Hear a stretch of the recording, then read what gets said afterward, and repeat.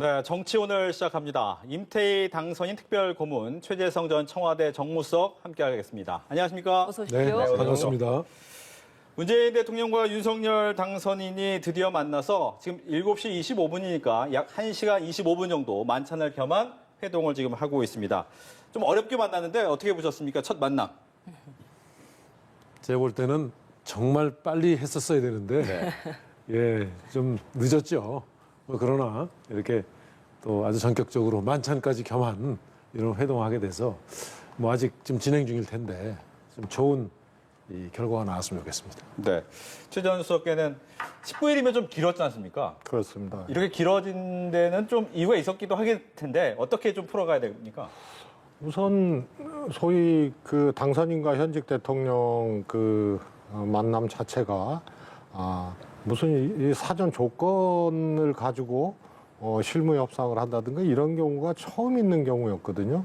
그래서 방식이 조금 매끄럽지 않았던 측면들이 있습니다. 그러다 보니까 가령 이명박 대통령 사면이나 또 인사 문제나 뭐 이런 문제들이 막 공개적으로 공식적이고 공개적으로 막 이렇게 제기되고 하니까 사실은 그런 과정들이 좀 걸림돌이었던 것 같습니다. 예. 그래서 정말 이제 만시지탄의 감이 있는데 당선인과 대통령이 좋은 말씀 나누고 또 이 인수인계 과정에서 지금 또 시급하게 또 함께 또 공유하고 논의해야 될 것들이 있을 겁니다. 예. 또 오찬이 만찬으로 바뀐 거는 그래도 긍정적인 거 아닌가 싶습니다.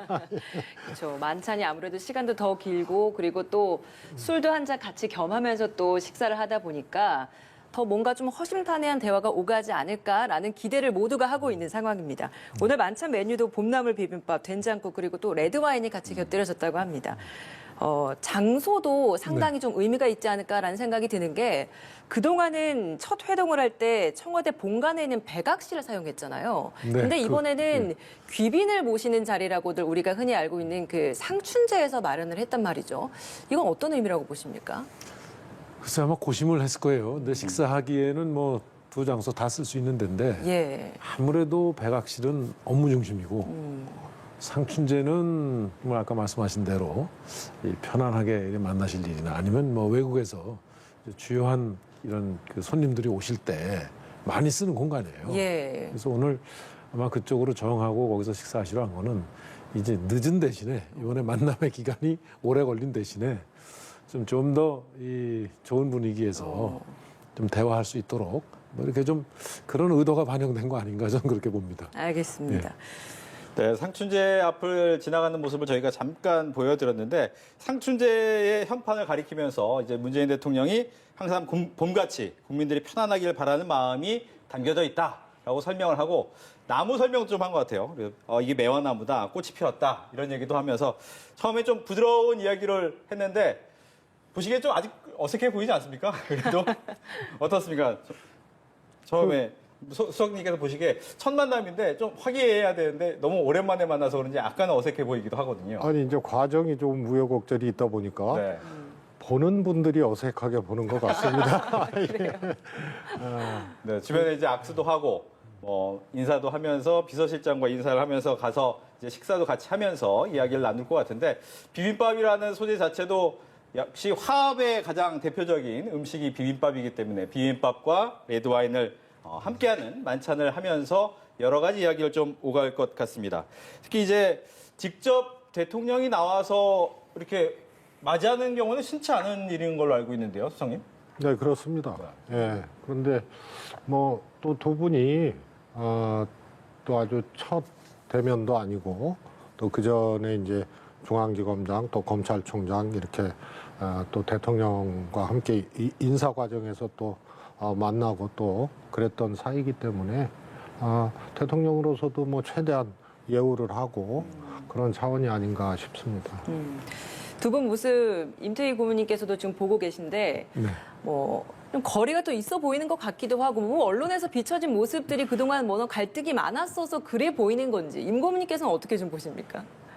뭐 제가 볼 때는 뭐 그런 어떤 의미나 뭐 그런 거 없이 그냥 담백하게 두 분이 만나고 네. 또 이렇게 이 뭐라 그럴까요? 이 뭐 제가 볼 때는 아주 자연스러운 만남 같은데요. 그래요? 예, 그렇게 좀 어떻게 좀 특이하게 좀 이렇게 보이세요? 네, 지금 네 명이 함께 걷고 있습니다. 예. 비서실장을 겸해서 함께 이제 배석을 해서 식사도 함께 하게 될 텐데 원래는 독대하는 자리가 예상이 됐었잖아요. 이 독대를 하지 않고 이제 배석자가 함께해서 식사를 하다가 나중에는 독대하는 자리까지 이어질 수 있을지 이 가능성 어떻게 보십니까? 뭐 현재로서는 이제 배석자 두 분 실장님 포함해서 만찬을 하는 자리니까요. 예. 독대라는 것을 사전에 이렇게 예정을 하고 계획하고 하는 자리는 아니거든요. 그러나 네. 또 만찬하고 두 분이 또 따로 얘기를 나누실 수도 있다고 봅니다. 독대를 만약에 한다면 그 말은 즉 현직 대통령과 미래 대통령 간에만 주고받을 수 있는 어떤 대화가 있을 때 그런 자리를 또 마련하는 경우도 있지 않겠습니까? 뭐 어떤 제가 이야기가 보기엔 있을까요? 있을 수 있다고 보는데요. 네. 우선 사실은 두 분 만남 자체가 이건 이제 역사의 어떤 그 한 기록이기 때문에 네. 뭐 가급적이면은 배석자 있게 해서 예 이게 공유하도록 하는 게 저는 필요하다고 보는데 다만 이제 제가 과거에 이렇게 경험으로 보면 저런 말씀은 예를 들어서 뭐 가령 외국 정상과의 있었던 얘기를 하신다든가 네. 또 아니면 뭐 이제 문재인 대통령께서는 김정은 이제 그 위원장도 만나신 적이 있으니까 네. 뭐 그런 내용이라든가 아니면 지금 뭔가 공개되진 않았지만 고민을 하고 계신 사항인데 꼭 네. 이건 후임자가 이 참고로 알고 있어야 되겠다든가 하는 내용들이 있을 수 있어요. 네네. 예, 근데 그런 것들은 뭐 합의서에 기록으로 남길 수 있는 사항도 아니고 제가 보기에는 그런 사항들이 충분히 있으리라고 봅니다. 네. 예. 최재원 수석께 질문을 드리면 보통 이제 배석 있는 회동을 한다는 것은 단순하게 독담을 나누는 걸 떠나서 전반적인 논의의 포인트를 짚고 갈 수도 있겠다라는 의미가 들거든요. 어떤 부분이 좀 얘기가 가장 많이 나오고 있습니까? 우선 이제 당선인 측에서 주로 하실 얘기들이 좀 있을 겁니다. 그러면 배석하시는 두 분 실장님들이 좀 기록할 것도 있을 거고, 그래서 만찬을 하면서 사실상 2+2 이 대화가 되고 조금 내용적으로도 좀 접근할 수 있을 텐데요. 저는 이제 지금 문재인 대통령보다 오히려 당선인 쪽에서 좀 여러 가지 얘기들이 나올 수 있지 않겠나 싶고요. 가령 우선은 이제 4월 달이 이제 한미연합훈련, 그 다음에 이 김일성 태양절이잖아요. 그리고 지금 북한이 계속 뭐 미사일 실험을 한다든가 이런 이제 과도기의 이런 이제 안보 상황이나 이런 것들이 조금 얘기될 수가 있고 또 뭐 보도도 됐습니다만 소위 이제 소상공인들 피해 보상, 코로나 피해 보상할 수 있는 그런 얘기들, 그게 이제 추경을 통해서 뭐 하자는 얘기인데 조금 복잡한 얘기인데요. 아무튼 그런 얘기들, 민생과 안보, 또 이제 코로나 상황, 이런 것에 대한 얘기들이 좀 공식적으로 2+2 자리에서 나오지 않겠나 싶고요. 조금 더 마음속의 얘기나 또 두 분만이 하실 수 있는 얘기는 또 자리를 물리시고 하지 않을까 싶습니다. 그거는 이제 별도의 또 내용들이 되겠죠. 민생 안보 현안 이야기 나올 수 있을 것이다 말씀해 주셨는데 끝나고 나서 뭐 비서실장들이 뭐 발표를 하는 시간도 있을 거라는 소식도 나오고 있지 않습니까? 그렇다면 그 말은 어떤 결과가 도출이 된다라고도 봐야 될 것 같은데 지금 말씀해 주셨던 그런 추경 문제나 안보나 뭐 이런 부분에 있어서 결과 도출 가능성도 있다고 보십니까? 근데 사실 아까도 말씀드렸지만 이번에 당선인과 문 대통령님의 만남은 굉장히 특이한 과정을 거치면서 또 우여곡절도 있었지 않습니까? 네. 그래서 이게 무슨 과거의 영수회담이나 이런 것처럼 의제를 갖고 또 합의문을 뭐 만들어내고 발표하고 사실은 그런 자리가 아니거든요. 네. 덕담하고 또 뭐 꼭 필요한 얘기들을 주고받고 할 수 있는 그런 건데 마침 무슨 합의를 해야 되는 것처럼 이번에는 좀 특이하게 진행이 돼서요. 제가 보기에는 아주 원론적 내지는 공감하는 이제 방향 이런 것에 대한 이제 하나의 이제 발표가 발표는 좀 할 수 있겠지만 아주 구체적인 어떤 상황에 대해서 매듭을 짓거나 또 그걸 무슨 합의처럼 이렇게 하기는 쉽지 않은 거 아닌가 싶습니다. 알겠습니다. 뭐 여러 가지 얘기가 네. 나올 수도 있겠지만 네. 추경이나 네. 뭐 코로나 관련해서는 좀 좋은 얘기가 나올 수도 있겠다라는 예상이 되는 부분이 있거든요. 이 부분은 그렇죠. 어떻습니까? 그건 지금 우리 최수성님이라고 해야 되나요? 지금 말씀하신 것처럼 저도 그런 대화는 충분히 이제 아마 나누실 가능성이 있죠. 근데 무엇보다도 제가 보기에 이 두 분 사이의 첫 번째 이제 과제는 이제 인수위원회 활동이 들어가지 않습니까? 네. 네. 그러면 이제 인수위원회 활동을 원활하게 진행토록 하는 게 제가 볼 때는 가장 중요한 아마 이 의제일 거예요. 그건 뭐 의제라고 할 수 없이 이제 그런 말씀을 나눌 겁니다. 그래서 이 배석한 이제 양 비서실장에게 자 이제 두 분께서 이렇게 원활한 이 국정의 인수인계를 얘기하셨으니 그 취지에 맞춰서 이제 좀 협의를 긴밀히 하면서 이제 갈등 없이 인수인계 좀 해라. 협조할 거 협조하고 이렇게 할 거예요. 제가 볼 땐 그게 하나 있을 테고 이제 지금 말씀하신 긴급한 그 현안들 추경이나 뭐 이런 거 당연히 뭐 말씀 나올 수 있고 그다음에 이거는 좀 특이한 게 사실 사전에 마치 조건처럼 논의된 게 보도가 됐잖아요. 네. 그게 사실인지 여부는 저는 확실히 모르겠어요.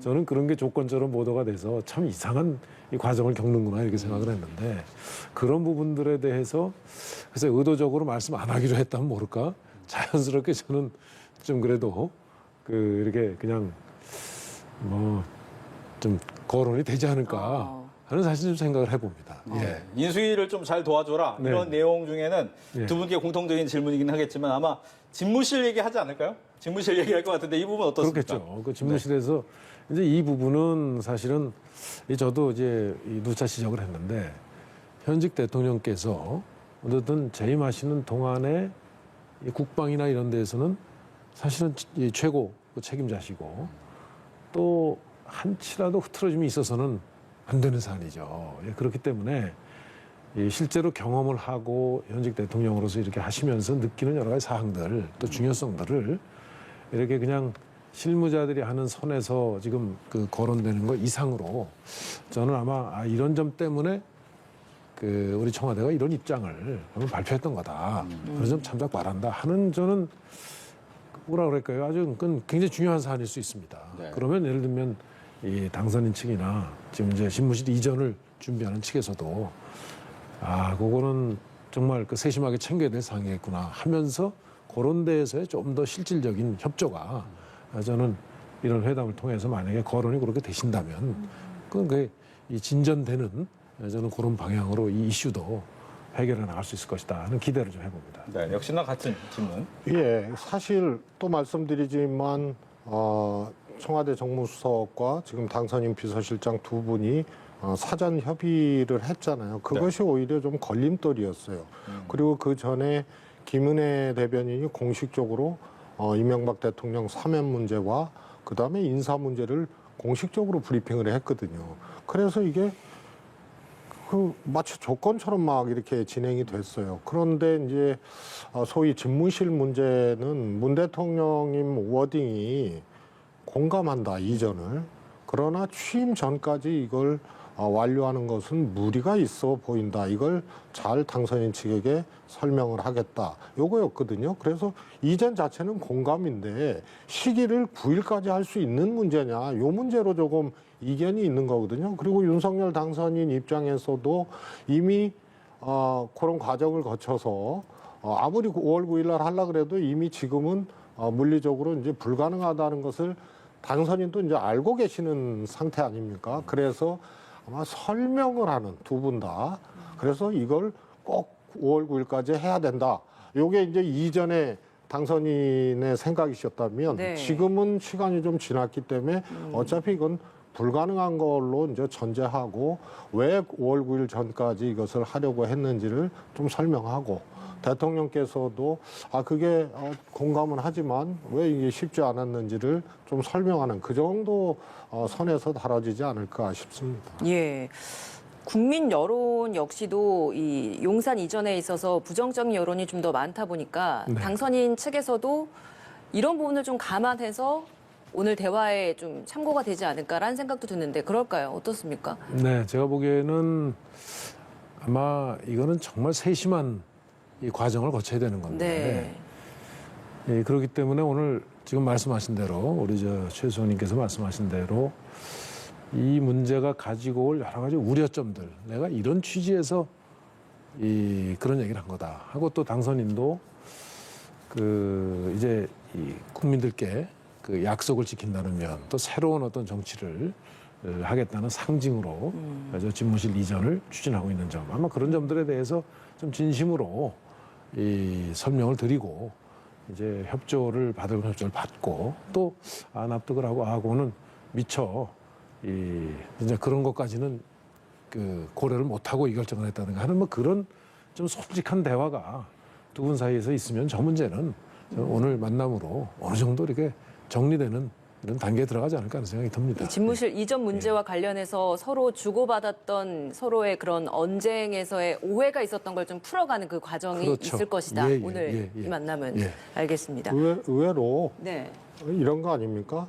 집무실 이전에 대해서는 문재인 대통령도 후보 시절에 얘기를 했었고 취임하시고도 1년 넘게 검토를 해서 이게 쉽지 않다 하고 국민들께 보고를 드리고 또 야당 비판도 있었거든요. 그래서 집무실 이전은 두 분 다 똑같은 거예요. 그런데 광화문이라는 점도 똑같아요.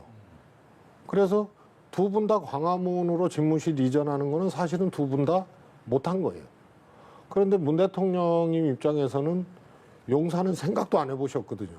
근데 5월 9일까지는 불가하다는 건데 이전은 공감한다는 거다. 그래서 아마 용산으로 이전할 경우에 어떻게 좀 이 절차를 하고 또 이런 얘기들이 오히려 오갈 수 있는 그런 게 접점이 저는 있다고 봐요.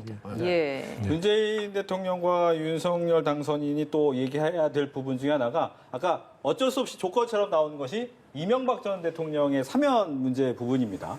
이명박 전 대통령의 사면을 문재인 대통령이 해야 이제 통합에 좀 도움이 될 것이다라고 얘기를 하는가 반면 또 당선인이 대통령이 된 다음에 사면권을 행사하는 것이 맞다라는 얘기도 있고요. 어떻게 하는 게 좀 좋은 방법일까요? 저는 이 문제에 대해서 좀 저의 희망까지 말씀을 드리게 돼서 늘 곤혹스러운데 네. 사실은 작년 말에 이제 국민통합 차원에서 박근혜 대통령에 대한 사면이 이루어질 때 뭐 저는 희망은 이명박 대통령도 당시에 그런 명분이라면 같이 하는 게 맞았지 않을까 하는 생각이 좀 들었어요.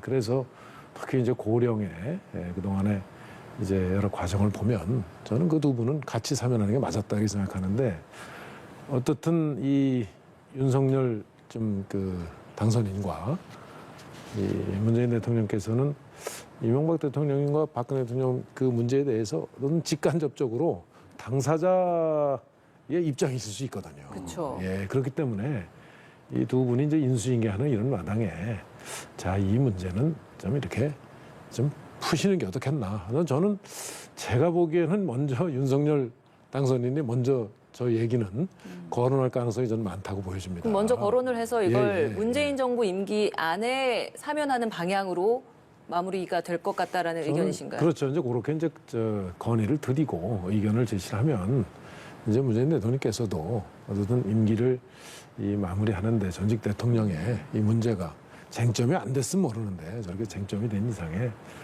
내 임기 중에 내가 이거는 정리하고 가야 되겠다. 이제 좀 물러나야 되겠다 하는 생각을 하는 게 저는 굉장히 자연스러울 것이다. 네.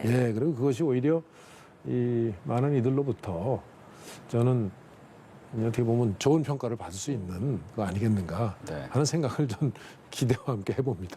최전석의 얘기도 듣겠습니다. 또 말씀드리는데요. 당선인과 문 대통령 사이에서 하실 수 있는 얘기라고 봅니다.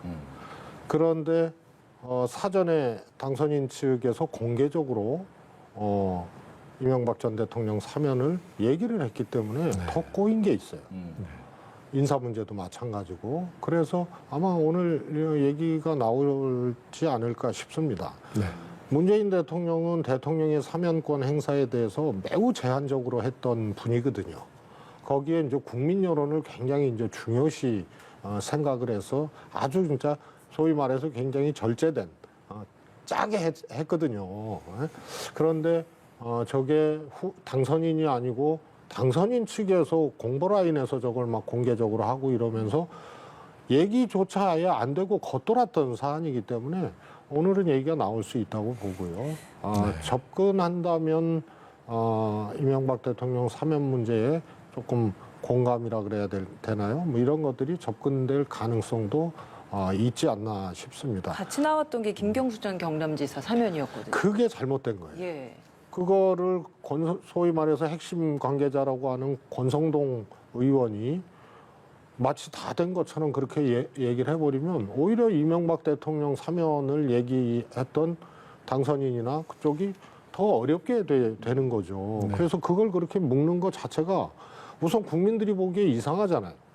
그리고 대통령 사면권에 대한 압박을 넘어서서 아주 구체적인 어떻게 짝짓기 비슷하게 해서 예. 세트로 하자는 것까지 그냥 예단을 하고 그건 거의 다 됐다는 식으로 얘기를 해버리면 그게 오히려 큰 장애가 됐던 건데요.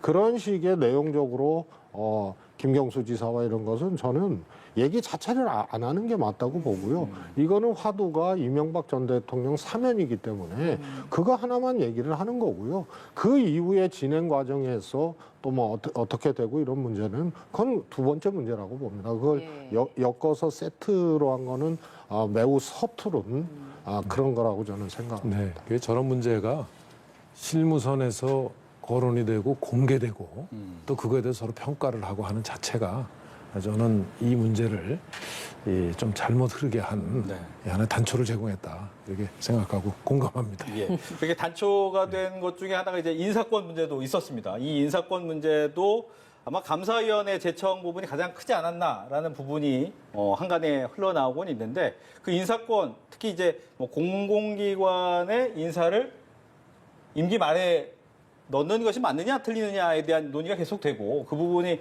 누가 먼저 또 선을 끊느냐 나부터냐 다음부터냐라는 얘기도 생각이 되거든요. 이 부분은 어떻게 좀 해결을 해야 됩니까? 저 문제는 제가 이제 그러니까 2007년이죠. 선거가 끝나고 제가 비서실장 하면서 당시에 이제 문재인 현 대통령께서 비서실장 때 저 문제를 협의를 하는 창구였습니다. 그래서 그때 제가 이 문제를 어떻게 협의하는 게 맞나 해서 과거의 사례들을 조사해 보면 어느 정부는 뭐 일체 추가 인사를 중단해달라 이렇게 요구한 적도 있고 어느 때는 뭐 자제해달라. 그래서 저는 그때 원칙적으로 좀 최소화하고 자제했으면 좋겠습니다. 특별히 비워두기 어려운 자리가 있을 수 있으니 그런 부분에 대해서 인사하실 때는 좀 협의를 하시죠. 왜냐하면 그 임기가 이제 새 당선자하고 새 이제 취임할 대통령하고 임기를 같이 하니까 그건 중요한 사실은 자리일 수 있거든요. 그렇게 해서 어지간한 거는 웬만하면 다 거기서 협의가 돼서 큰 문제가 없었는데 나중에 요즘에 저도 언론에서 아마 실무적으로 좀 논쟁들이 있었던 것 같아요. 그 문제는 제 경험상 어느 자리가 인사가 예를 들어서 빈다. 뭐 이번 같은 감사원이 빈다 그러면 그 감사원의 후임을 둘러싸고 엄청난 사실은 그 움직임이 있어요. 제가 볼 때 그런 과정들이 뭐 인수위나 이런 데 이제 전달이 되고 하면서 뭐 되느냐 마느냐 하는 내용들이 만약 오고 가면 저거는 사실은 잘못될 가능성이 많습니다. 저는 요번에 여러 가지 문제들도 사실은 요 인사가 이렇게 지금 인사 소요가 발생했는데 의논을 가령 그렇게 공개적으로 안 하면 그게 그렇게 시급한 거냐 아니면 어떠냐 하고 미리 말씀을 저걸 나누면 실무자끼리도 얘기를 나누면 저 문제는 충분히 저렇게까지 안 가고도 해결될 수 있었을 자신 사안이다. 이렇게 봅니다. 그런데 너무 그 자리가 나는 거에 따른 인사 수요들이 많아서 막 이제 요구들이 많기 때문에 이제 그런 걸 하다 보면 뭐 이렇게 저쪽에서는 하려고 그런다. 그러니 저건 절대 막아야 된다. 뭐 이런 얘기들을 하는 사람들도 동시에 있단 말이죠. 저는 그러한 소위 아주 사안들이 실무적인 사안들이 지금 저 문제를 저렇게 크게 만들었지 않나 이렇게 생각합니다. 최 전 정무수석께서는 만약 지금 정무수석 자리에 계셨다면 어떻게 조언을 해드렸을 것 같습니까? 만약 당선인의 이 정무 후보자를 하는 자리였다면 어떻게 했을까? 네. 이 질문이 더 좋을 것 같은데요. 알겠습니다. 그게 더 우선 공개적으로 한 게 일을 굉장히 꼬이게 만든 거예요. 네. 알박기라는 식의 얘기를 당선인 측의 대변인이 또 그렇게 얘기를 하고 또 핵심 관계자들도 또 연이어서 얘기를 하고 그런데 아주 의외로 간단하거든요. 이거는 언제부터 언제까지는 얼마 남은 사람은 인사하지 마라. 이렇게 해서 또 해결될 일은 아니잖아요. 그래서 우선 한국은행장이나 감사위원이나 이런 건 굉장히 이제 중요한 그런 거가 있고 그다음에 공공기관의 뭐 사회이사라든가 뭐 감사라든가 이런 거 몇 개 되지도 않아요. 인사할 게. 그거는 대통령 선거일 이전부터 보통 뭐 우리 임태희 실장님 아시겠지만 한번 인사를 하려면 한 4개월 정도 진행이 돼야 됩니다. 그러면은 그 전 대선일 기준으로 따지면은 5월 9일부터 4개월 전부터 진행이 되온 일은 그냥 진행을 하는 거고 최소한 대선 전후에서 특히 대선 끝나고는 공공기관에 해당하는 거는 안 하는 게 좋죠. 그리고 새롭게 진행을 해도 이미 신임 대통령 취임한 다음에 하는 거기 때문에 중단을 하는 게 그거는 상식적으로 맞는 겁니다. 그러나 네. 한 1월 달부터 뭐 2월 달, 12월부터 진행해 왔던 일들을 그냥 중단하는 거는 그거는 좀 원당치가 않고요. 그러면 결국은 중요한 자리가 한국은행장 감사위원 정도거든요. 이런 게 조금 협의가 필요한 그런 거라고 봅니다. 네. 공공기관 영역은 사실 중요하지 덜 중요하죠. 그러니까 그런데 그거에 대해서 협의를 하기도 전에 공개적으로 알박기 인사하지 말라고 그냥 해버리니까 인사권의 실제와 또 현실적인 문제가 정리가 되지 않고 그냥 각각 따로 공방을 하는 형태의 것이 되고 꿈보다 해몽이 좋아야 되는데 관계자들이나 언론이나 꿈보다 해몽이 나빠버렸어요. 이 인사권은. 실체 없는 얘기도 많이 나오고 그래서 의외로 당선인과 대통령이 조금 잘 풀 수 있는 문제도 그런 것이 오히려 가로막는 역할을 했다. 근데 지금은 한국은행장도 뭐 제가 아는 걸로는 사실상 협의를 한 거거든요. 그래서 결국은 이제 다 정리가 된 거예요. 감사위원하고 한국은행장. 그러면 이제 공공기관에 해당하는 뭐 비상임 이사나 뭐 이런 게 있을 텐데 이거는 그냥 그 대통령 선거일 기준으로 조금 정리를 하면 되는 문제이지 않나. 그래서 큰 문제는 지금 오히려 그냥 지나가 버린 상황이 아닌가 싶습니다. 그 두 분 다 한 발씩만 좀 양보를 하고 협의를 하는 과정을 거쳤으면 이렇게까지 되지 않았을 텐데 그러니까 조금은 더 이 실무적인 그 차원에서 표현의 수위나 뭐 이런 것들이 격해지다 보니 이런 왜곡되는 현상이 좀 발생했다 이렇게 보시는 것 같습니다.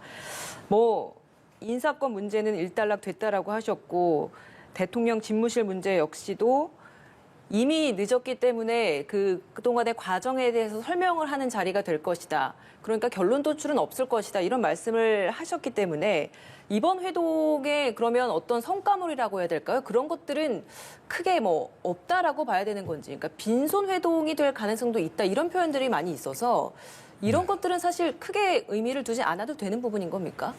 제가 보기에는 뭐 이렇게 손에 잡히는 성과물을 내려고 하는 것 자체가 예. 저는 출발이 잘못됐다고 보는 거예요. 네. 예, 왜 그러냐면 이 업무의 인수인계라고 하는 것 그리고 두 분이 어떻든 이제 그 국정 최고 책임자로서 업무를 교대하게 되실 분들인데 거기에는 수많은 사람들이 이제 위원회가 구성돼서 지금 인수인계가 진행 중에 있고 현 정부와 그것이 원활하게 진행되도록 하자 하는 기초적인 어떤 분위기를 이 회동을 통해서 마련을 하고 네.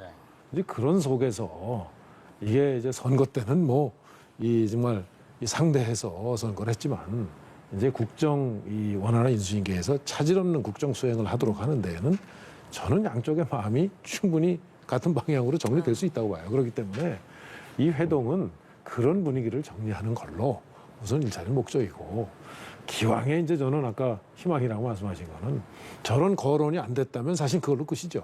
그렇게 하고 나머지는 이제 비공개 이 어떤 그 협의를 통해서 결과물을 만들어 나가면 되는 거고 그 기본 정신 바탕에서. 근데 이왕에 이제 거론이 됐던 것들은 오늘 이 국민들도 기대하는 만큼 좀 두 분이 이왕이면 좀 두 분끼리의 대화를 해서 정리를 해주시면 정말 훨씬 좋을 것 같아요. 그래서 제가 그 기대와 희망이라고 말씀드린 겁니다. 알겠습니다. 네. 뭐 좀 전에 얘기했을 때 고개를 끄덕끄덕 하셨는데 뭔가를 얻으려고 하는 것은 맞지 않다.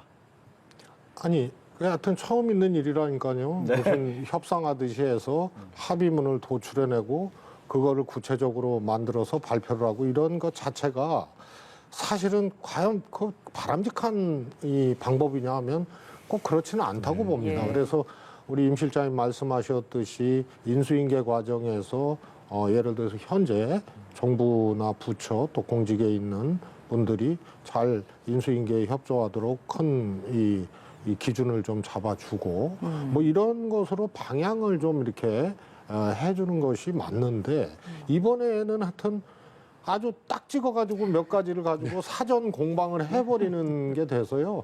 이제 제자리로 이렇게 돌아온 셈이 돼서 아마 그런 큰 흐름, 큰 방향, 그거에 대한 이제 공감을 바탕으로 말씀을 좀 나누지 않을까 싶습니다. 알겠습니다. 제가 기억하는 한 네. 아마 저 당선인과 이 현 대통령 간의 회동이 무슨 기록을 남겨서 뭐 무슨 합의문이 발표되거나 하는 사례는 전 듣지 못했어요. 예. 알겠습니다. 이제 문재인 대통령과 윤석열 당선인이 만나서 5월 9일 날이 되면 윤석열 대통령이 이제 시대가 열리는데 아마 첫 번째 평가받는 것이 어떤 인사, 특히 총리를 어떻게 세울 것이냐라는 부분입니다. 즉 어떤 인물을 세워야 되느냐에 놓고 화합형이냐 아니면 현재 어려운 경제 때문에 경제형이냐 이 두 가지로 크게 좀 나뉜 것 같은데 두 분은 어떤 생각을 좀 하고 계신지 어떤 사람이 국무총리가 돼야 됩니까? 저는 꼭 그걸 마치 양립하는 것처럼 이렇게 저도 있는데 저도 이게 보면 둘 다 겸비하면 제일 좋지 않을까요? 네. 예, 왜냐하면 지금 어떻든 지금 그 민주당이 국회에서는 절대 다수 의석을 확보하고 있고 또 현 정부도 마찬가지지만은 경제 문제, 민생 문제는 정말 시급하고 특히 코로나와 관련된 여러 가지 문제 또 국제 정세에 따른 우리 경제 문제는 그거는 정당과 관계없이 제가 볼 때는 아주 힘을 모아서 대처를 해야 그만큼 국민 고통이 줄어드는 문제이기 때문에 저는 그 두 가지를 같이 해결할 수 있는 분을 찾으면 제일 좋겠고, 다만 이제 경제 부분과 관련돼서는 저는 그렇게 생각합니다. 이제 우리나라 경제는 정부의 무슨 리더십이 이 경제를 우리가 뭐 갑자기 이렇게 방향을 바꿔주고 할 수 있는 수준의 이제 경제 수준은 지났다고 봅니다. 분위기죠.